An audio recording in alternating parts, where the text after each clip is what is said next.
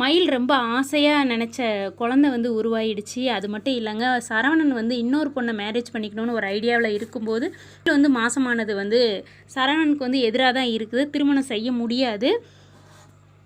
கோர்ட்டில் வந்து இவன் எனக்கு வேண்டாம் அப்படிங்கிற மாதிரி ரொம்ப பேசுகிறாரு. ஆனால் மயில் வந்து சொல்கிறாங்க, எனக்கு என் மாமா தான் வேணும் அப்படின்னு சொல்லி அழுகிறாங்க.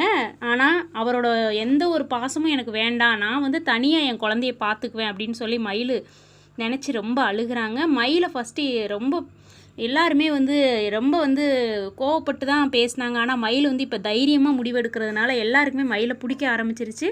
மயில் வந்து இந்த முடிவெடுத்து தனியாக குழந்தைய வளர்க்கலான்னு நினைக்கும்போது டெலிவரி டைம் வருது.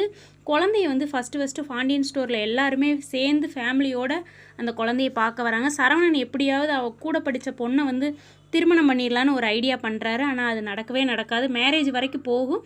எல்லா உண்மையும் வெளியே வந்ததுக்கப்புறம் ஃபேமிலியாக சரவணனோட குழந்தை மயிலோட குழந்தையா பாண்டியன் ஸ்டோரில் இருக்க போது. இப்படி தாங்க ப்ரொமோ வந்துட்டுருக்குது. பிடிச்சிருந்தா ஒரு லைக் கொடுங்க. நீங்கள் நினைக்கிறீங்கன்னு கமெண்டில் சொல்லுங்கள்.